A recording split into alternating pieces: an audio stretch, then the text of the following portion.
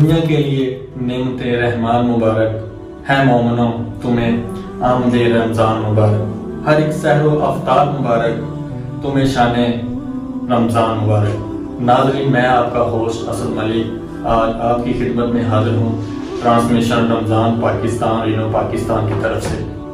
ناظرین، اس بابرکت مہینے میں ہم اس باعزت اور باوقار اپنے رب اور حضرت محمد صلی اللہ علیہ وسلم کے بارے میں وہ آداب اور تعلیمات پڑھیں گے اور سنیں گے اور آپ کو بتائیں گے۔ تو ناظرین، آج اسی سلسلے میں ہمارے ساتھ موجود ہیں پروفیسر محمد اکرم شرازی صاحب، رائل سائنس کالج، اور ہمارے ساتھ موجود ہیں علامہ رضوان رضوی اتاری صاحب، جو کہ شعبہ تعلیم سے ڈسٹرکٹ قصور کو سر انجام کر رہے ہیں۔ رمضان ٹرانسمیشن کو آگے بڑھاتے ہیں اور علامہ صاحب سے پوچھتے ہیں کہ جو ہم رمضان مبارک میں نیکیاں کرتے ہیں، نوافل ادا کرتے ہیں اور نمازیں جو ادا کرتے ہیں، ان کا ثواب پہلے سے زیادہ ہے رمضان مبارک میں یا اتنا ہی ہے جو رمضان سے پہلے ہوتا ہے؟ سب سے پہلے تمام اہل اسلام کو میری طرف سے رمضان مبارک کی پرکیف کنیا مبارک، اور میں شکریہ ادا کرتا ہوں کہ رینو پاکستان جو کہ پاکستان ٹرانسمیشن کا آپ نے آغاز کیا اور ہمیں دعوت دیا، آپ کو بہت شکریہ۔ دیکھیں کہ جب رمضان مبارک کا مہینہ سٹارٹ ہوتا ہے نا، تو جو گناہ گار سے گناہ گار بھی شخص ہے، جس کا دل 11 ماہ مسجد کی طرف جانے کا کرتا ہی نہیں ہے، ٹھیک ہے، تو اس کا بنا خود بخود اس میں ایک کیفیت پیدا ہوتی ہے کہ وہ مسجد کی طرف جائے۔ بالکل ایسا ہی ہے۔ اور اللہ تبارک و تعالیٰ کی طرف سے بھی ایک خصوصی نظر کرم، نظر رحمت پڑتی ہے امت مسلمہ پہ، ماشاءاللہ ماشاءاللہ۔ تو فضائل تو بہت سارے ہیں، ہمیں فضائل کی طرف نہیں بلکہ اللہ تبارک و تعالیٰ کی رحمت اور عطا کی طرف دیکھنا چاہیے۔ اور کوئی بھی ہمیں نیکی کرنی چاہیے، چاہے وہ نماز ہو، چاہے وہ روزہ ہو، جو بھی نیکی ہے وہ ہمیں ثواب کی خاطر یا جنت کی لالچ کی خاطر نہیں کرنی چاہیے، بلکہ وہ اپنے رب کو راضی اور رب کی رضا اور اس کے رسول کی رضا کے لیے کرنی چاہیے۔ کیا بات ہے، سب سے پہلا پوائنٹ۔ اور دوسری بات کہ جب رمضان سٹارٹ ہوتا ہے تو شیطان کو باندھ دیا جاتا ہے، قید کر دیا جاتا ہے، اور پہلے اگر ہم کوئی نماز پڑھتے ہیں، نفلی نماز، تو اس کا ثواب فرض نماز کے برابر کر دیا جاتا ہے۔ کیا بات، ٹھیک ہے۔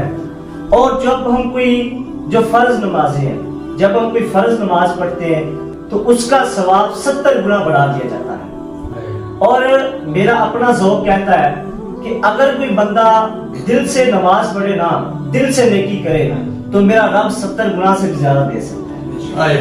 ایسی بات ہے، اگر ہم زیادہ خلوص کی طرح، جتنا خلوص ہوگا نا اتنا رب راضی ہوگا، اور جتنا رب زیادہ راضی ہو جائے گا اتنا ثواب زیادہ ہمیں ملے گا۔ تو فضیلت دیکھیے، ثواب بھی بڑھا دیا جاتا ہے، اور اللہ کا خصوصی نظر کرم اور خصوصی عنایت ہوتی ہے مسلمانوں پہ۔ تو ہمیں ذوق و شوق کے ساتھ نوافل اور نمازوں میں اور روزوں میں بڑھ چڑھ کر ہمیں اخلاص پیدا کرنے کی توفیق عطا فرمائے۔ ماشاءاللہ ماشاءاللہ ماشاءاللہ۔ علامہ صاحب بڑا اچھا بیان کر رہے تھے۔ تو پروفیسر صاحب، ماشاءاللہ علامہ صاحب بڑی خوبصورت انداز سے بیان کر رہے تھے۔ تو اسی لحاظ سے کہ دن اور رات میں فرق ہے کہ رمضان مبارک میں دن کی کیا فضیلت ہے اور رات کی کیا فضیلت ہے؟ یہ رمضان مبارک اللہ تعالیٰ کا بہت بڑا مہینہ اور رحمت کا مہینہ۔ تو میں آپ صلی اللہ علیہ وسلم کے فرامین میں سے ایک فرمانا آپ کے سامنے رکھتا ہوں کہ آپ نے اس ماہ رمضان کی راتوں میں اور دن میں کیا فضیلت رکھی ہے۔ دیکھیں، صحیح مشکات میں روایت موجود ہے کہ آپ صلی اللہ علیہ وسلم جب رمضان شروع ہوتا ہے تو پہلی رات جب ہوتی تو اس وقت آپ ایک خطبہ ارشاد فرماتے، یا ایھا الناس قد اظلکم شہر عظیم شہر مبارک شہر فیہ لیلۃ خیر من الف شہر۔ تو یہ آپ صلی اللہ علیہ وسلم کو ایک ترغیب دلاتے کہ لوگوں، ایک مہینہ آ رہا ہے جو بڑا عظیم ہے، بڑا بابرکت ہے، بڑی رحمتوں والا ہے، بڑا برکت ہے، اور پھر کیا ہے اس کے اندر اللہ تعالیٰ نے ایک رات رکھی ہے۔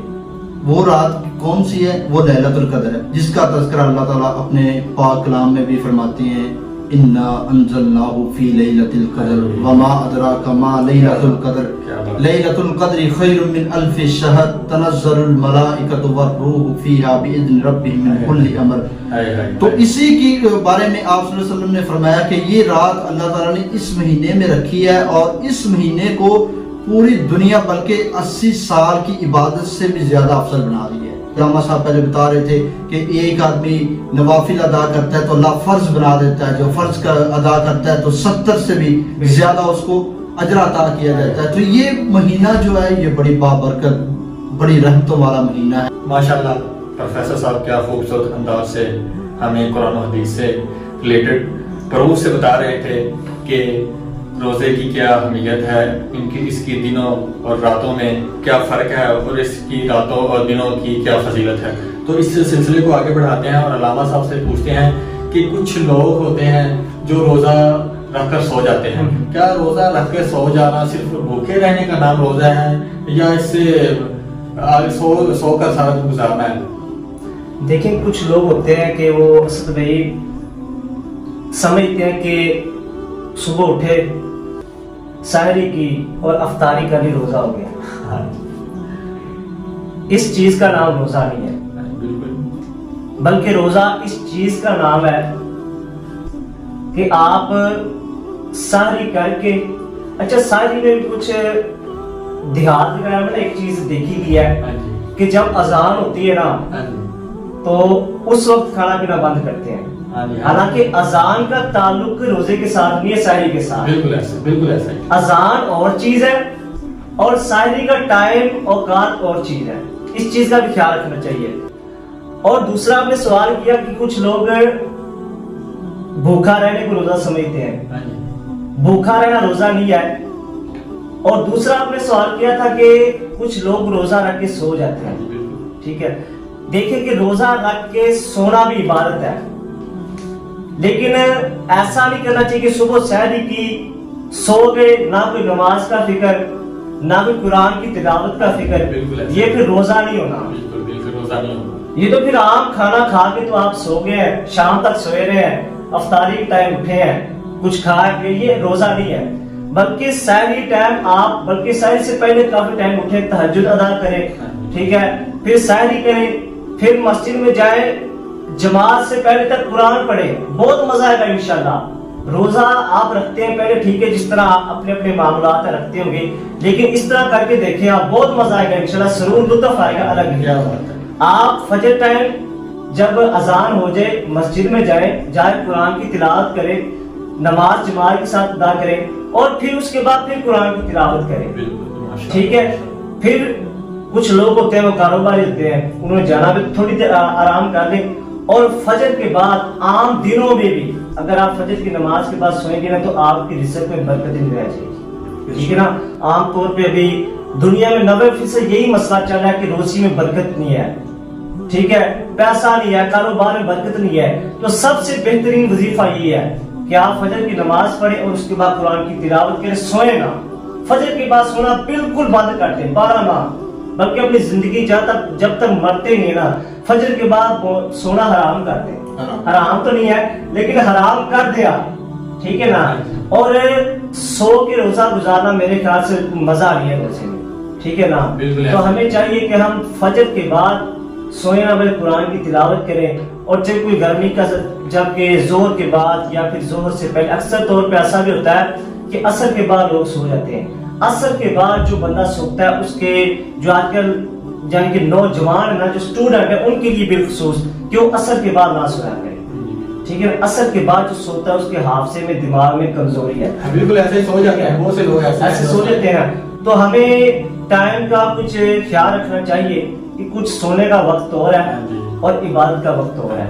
تو روزہ رکھ کے نماز کی پابندی، اور کچھ لوگ ہوتے ہیں کہ وہ روزہ رکھ لیتے ہیں، دکانوں پہ چلے گئے جی، وہاں پہ جھوٹ بھی بولتے رہے، ٹھیک ہے، اپنی زبان سے وعدہ خلافی بھی کرتے رہے، سنتے ہی رہے۔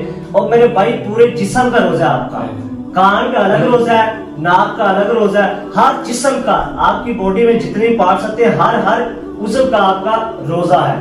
تو ہمیں روزہ رکھ کے جو حرام چیزیں ہیں ان سے بھی بچنا چاہیے، ٹھیک ہے نا، اور ایسی چیزوں سے دور رہنا چاہیے جو روزے کو خراب کرتی ہے۔ انشاءاللہ آگے ٹرانسمیشن کا سلسلہ چلتا رہے گا تو اس میں بتائیں گے کن چیزوں سے ہمیں بچنا چاہیے اور کن چیزوں کا خیال رکھنا چاہیے اور کن چیزوں سے روزہ وغیرہ ٹوٹ جاتا ہے۔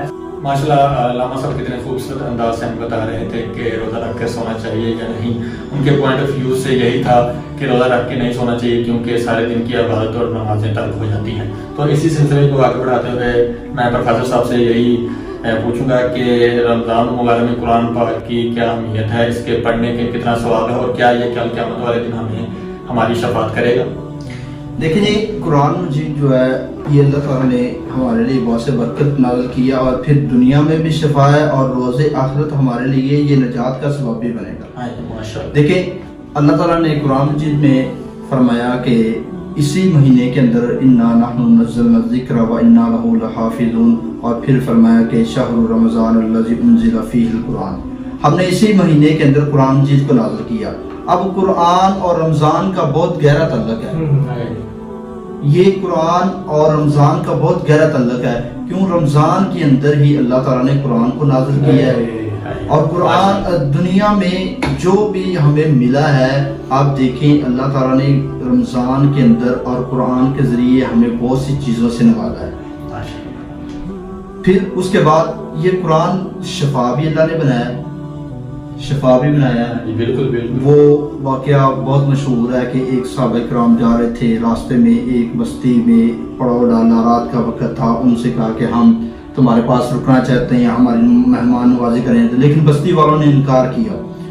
تو کیا ہوا، رات کا وقت تھا، اس بستی کا جو سردار تھا اس کو کسی موذی چیز نے ڈس لیا، سانپ وغیرہ تھا یا بچھو وغیرہ تھا، ڈس لیا۔ تو کیا اب وہ ان کے جو طبیب تھے، علاج کرنے والے تھے، ڈاکٹر تھے، جو بھی ان کے پاس تھا، انہوں نے اپنا پورا جو زور لگایا، لیکن کہیں سے ان کو آرام نہ ملا، کچھ سکون نہ ملا۔ تو ان میں سے ایک آدمی کہنے لگا کہ وہ بستی والے آئے ہیں، ان سے پتہ کرو شاید ان میں کوئی طبیب ہو، کوئی دم کرنے والا ہو، کوئی علاج کرنے والا ہو۔ تو انہوں نے بھیج دیا وہاں پہ۔ تو وہاں پہ ایک صحابی رسول تھے، ان سے بات ہوئی تو کہنے لگا میں ہوں علاج کرنے والا۔ اب وہ گئے ہیں اور جا کر ان کا علاج کیا ہے، دم کیا ہے، پھر وہ قافلہ وہاں سے روانہ ہوا، اللہ نے اس کو فوراً شفا دی ہے، شفا دیا۔ پھر گئے آپ صلی اللہ علیہ وسلم کے پاس گئے، وہاں پہ یہ منظر بیان کیا کہ ایسے واقعہ ہوا ہے۔ تو آپ نے اس سے پوچھا کیا کیا تم نے؟ تو کہنے لگے اللہ کے نبی مجھے سورۃ فاتحہ یاد تھی، سورۃ فاتحہ۔ یہ سورۃ فاتحہ اللہ نے اس کو شفا بھی بنایا اور اس کا نام بھی شفا ہے، جی اس کا نام بھی اللہ نے شفا رکھا ہے۔ تو فرمایا مجھے سورۃ فاتحہ یاد تھی تو میں نے وہ پڑھ دیا۔ تو فرمانے لگے کہ اللہ نے یہ قرآن ویسے بھی شفا اور یہ سورت تو ہے ہی شفا ہے۔ یہاں پہ پختہ یقین کے بارے میں بتایا گیا، پختہ یقین کے بارے میں بتایا گیا کہ ہم اس کو اگر پڑھیں گے تو یہ ہمارے لیے شفا ہے۔ بہت سی قرآن حدیث میں مثالیں بھی ہیں، تاریخ کے اندر بھی واقعات ہیں۔ پھر یہ قرآن روز محشر بھی ہمارے لیے شفاعت کا جو ذریعہ بنے گا۔ اس میں صحیح مسند احمد کی روایت ہے، طبرانی کی روایت ہے کہ آپ صلی اللہ علیہ وسلم نے فرمایا کہ روز قیامت دو چیزیں ایسی ہوں گی جو اللہ کے حضور بندہ مومن کی سفارش کرے گی۔ ان میں ایک پہلے نمبر پر کون ہے؟ رمضان ہے۔ یہ رمضان اللہ تعالیٰ اس کو بہت خوبصورت شکل عطا کریں گے، یہ اللہ کے سامنے یہ پیش ہوگا۔ پھر یہ آئیں گے، رمضان کے روزے رکھنے والے آئیں گے، وہاں پہ یہ رمضان کھڑا ہوگا اور ان کی سفارش کرے گا جو رمضان کے روزے رکھتے ہیں اور رمضان کا احترام کرتے ہیں۔ تو پھر یہ قرآن، یہ اس کو بھی اللہ تعالیٰ بہت خوبصورت جو نا وہ شکل عطا فرمائیں گے۔ یہ قرآن آئے گا اللہ کے دربار میں اور یہ بھی آ کر کیا کہے گا، اے ربی من آمہ طعام و شہوتہ فشفعنی فیہ ویقول القرآن، یہ قرآن اب آ جائے، قرآن آئے گا۔ منعتہ، یہ بھی اللہ تعالیٰ سے ایک سفارش کرے گا، کیا کرے گا، منعتہ النوم باللیل فشفعنی فیہ، اللہ میں نے اس کو منع کیا کہ یہ سوئے نہ۔ کیسے نہ سوئے؟ کہ یہ راتوں کو قیام کرے، میری تلاوت کرے، مجھے پڑھے۔ تو یہ مجھے پڑھتا رہے۔ آج میں تیرے سامنے قرآن دعا کرتا ہوں، سفارش کرتا ہوں کہ اللہ تو اس کو بخش دے۔ تو اللہ تعالیٰ قرآن کی سفارش سے اس روزہ دار اور قرآن کی تلاوت کرنے کو اللہ تعالیٰ جہنم سے نجات دیں گے اور جنت کا مہمان ڈبل سفارش ہو جائے گی. رمضان مبارک کی بھی روزہ بھی سفارش کرے گا اور قرآن پاک بھی سفارش کرے گا. ان کے دونوں کا گہرا تعلق اللہ تعالیٰ نے بنا دیا. اب اس کا دونوں کا کیا تعلق ہے؟ ماشاءاللہ آج کیا خوب گفتگو ہوئی ہے علامہ صاحب اور پروفیسر صاحب کی. قرآن و حدیث سے ہمیں بتا رہے تھے روزے کے بارے میں اور قرآن کے بارے میں. لیکن ماشاءاللہ علامہ صاحب اور پروفیسر صاحب کتنے خوبصورت انداز سے ہمیں بتا رہے تھے کہ قرآن و حدیث سے رمضان کے بارے میں اور قرآن کے بارے میں کہ دونوں ہی شفاعت کریں گے ہمارے کل قیامت والے دن. یہ تو ہمارے لیے ڈبل شفاعت کریں گے, روزہ بھی کرے گا اور قرآن پاک بھی کرے گا. اس لیے ہمیں رمضان مبارک میں قرآن پاک کی تلاوت بھی کرنی چاہیے اور روزے کو بھی رکھنا چاہیے. تو اسی سلسلے کو اختتام کرتے ہیں, پھر حاضر ہوں گے اگلے روزے پر. تب تک کے لیے